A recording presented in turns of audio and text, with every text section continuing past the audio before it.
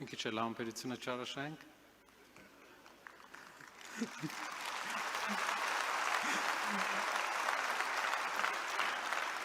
Սիրելի հայրենակիցներ, ուժեղ Հայաստանին առաջին հերթին պետք է ուժեղ առաջնորդություն։ Նոր առաջնորդ կառավարչի հմտություններով, նոր, բայց մեծ փորձ ունեցող առաջնորդ։ Մեր առաջնորդը ծնվել է Հայաստանում, մեծացել է գյուղում, ուսուցիչների ընտանիքում։ Նա գալիս է ժողովրդից, կյանքում ու բիզնեսում հաջողության հասնելուց հետո երբեք չի մոռացել որտեղից է եկել։ Նա ունի լավագույն միջազգային կապերը Հայաստանի համար եւ դրանք կօգտագործի իշահ մեր երկրի։ Նա դա ապացուցել է գործով եւ ոչ թե խոսքով։ Նա աջակցել է հիվանդանոցների, կրթական հաստատությունների երկարացումը,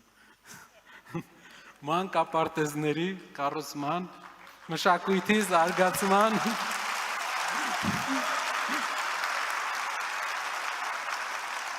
աշխատատեղերի ստեղծման ծրագրի եւ օգնել բազմաթիվ ընտանիքների։ Այսօր մենք ներկայացնում ենք նոր այլընտրանք տնտեսության մեջ, այլընտրանք անվտանգության մեջ, այլընտրանք ուժեղ խաղաղության համար, այլընտրանք հայ ժողովրդի հույսի համար։ Իսկ հիմա օրվա սպասված լուրին անցնեմ։ Ով է լինելու մեր վարչապետի թեկնածուն։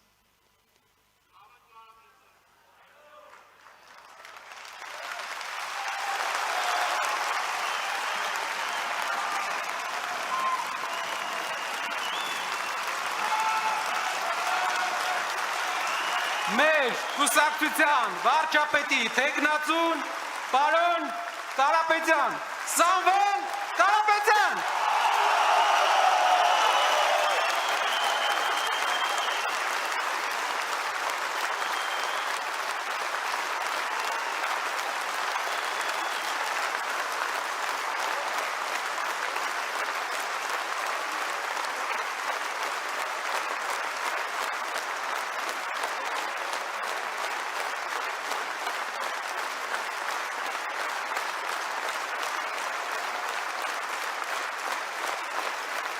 Պատմեմ ինչպես է դա լինելու, ժողովուրդ ջան,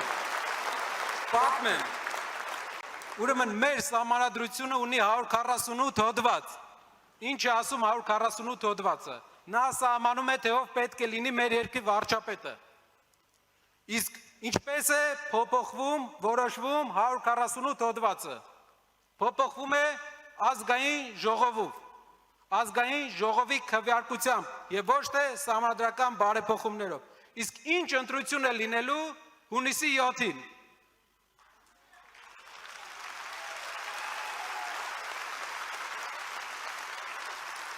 Որպեսզի վստահ լինեք սահմանադրականության, օրինականության մեջ մեր առաջարկի, կուզենայի, խնդրեի, լսեք Հայաստանում հայտնի սահմանադրագետների կարծիքը այս որոշման հետ կապված։ Խնդրեմ։ Հայաստանի Հանրապետության սահմանադրությամբ նախատեսված են փոփոխությունների 3 ռեժիմներ, նախ գոյություն ունեն անփոփոխելի հոդվածներ, կան գլուխներ եւ հոդվածներ, որոնք կարող են փոփոխվել բացառապես հանրաքվեի միջոցով եւ երրորդը փոփոխություններ, որոնք կարող են կատարվել օրենսդիր մարմնի ազգային ժողովի կողմից։ Սահմանադրության 148-րդ հոդվածը կարգավորում է կառավարության անդամի ներկայացվող պահանջները։ Սահմանադրության 148-րդ հոդվածը անփոփոխելի հոդված չէ, ավելին չի պահանջվում դրա փոփոխության համար հանրաքվե, ուստի այս հոդվածի փոփոխությունները բավականին ճկուն են, անհրաժեշտ է ազգային ժողովի կողմից փոփոխությունների տեքստի ընդունում։ Նախաձեռնությունը տեղի ունենալու պարագայում նախագիծը դրվում է քվեարկության ազգային ժողովում եւ այն պետք է հավաքի պատգամավորների ընդհանուր թվի 2/3 ձայները։ Սահմանադրության 148-րդ հոդվածը, այլ կերպ ասած կառավարությանը ներկայացվող պահանջները, որտեղ որ հղում է տրվում պատգամավորներին ներկայացվող պահանջներին, ինքը կարող է փոփոխվել ավելի պարզեցված, այսինքն ազգային ժողովի կողմից։ Պետականագիտական առումով կարևորագույն հարցերը պետք է շատ խորքային քննարկման առարկա դառնան, նոր համտասխան որոշումներ կայացվեն։ Սահմանադրության 148-րդ հոդվածը սահմանում է կառավարության անդամին ներկայացվող պահանջները։ Սահմանադրության 148-րդ հոդվածը կարող է փոփոխվել ազգային ժողովի կողմից ձայների որակյալ մեծամասնությամբ, այսինքն դա այն բացառությունների մեջ չի մտնում, որոնք կարող են փոփոխվել միայն հարակվեով։ Այո, ազգային ժողովը կարող է փոփոխել վարչապետին եւ կառավարության մյուս անդամներին ներկայացվող պահանջները։ Սահմանադրության որոշ դրույթներ փոփոխվում են ազգային ժողովի որոշմամբ, կոնկրետ 202-րդ հոդվածի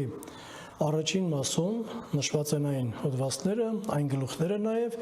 որոնք կարող են փոփոխվել միայն հանրակրվեով։ 148-րդ հոդվածը այդ ցանկում չկա։ Սա նշանակում է, որ մենք պետք է ղեկավարվենք, եթե փոփոխելու անհրաժեշտություն հիմքեր լինեն, 202-րդ հոդվածի երկրորդ մասով, համաձայն որի այդ փոփոխությունները կատարվում են արդեն ազգային ժողովի որոշմամբ։ Ազգային ժողովը առանց հանրաքվեի կարող է սահմանադրության որոշ գլուխներում եւ հոդվածներում կատարել փոփոխություններ։ 148-րդ հոդվածը չի մտնում 202 հոդվածի առաջին մասում սահմանված այն գլուխների եւ հոդվածների ցանկում, որոնց համար պարտադիր է հանրաքվեի անցկացումը։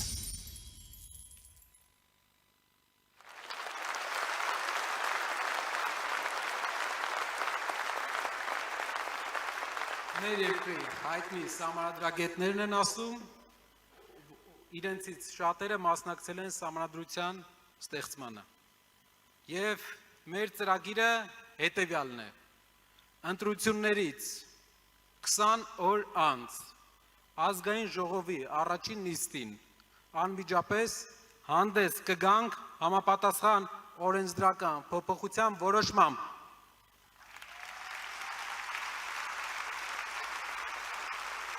Ժողովրդի վստահությամբ եւ ազգային ժողովի մանդատով, որ թույլ տանք միայն մեկ Հայաստանի քաղաքացիություն ունեցող ցանկացած անձի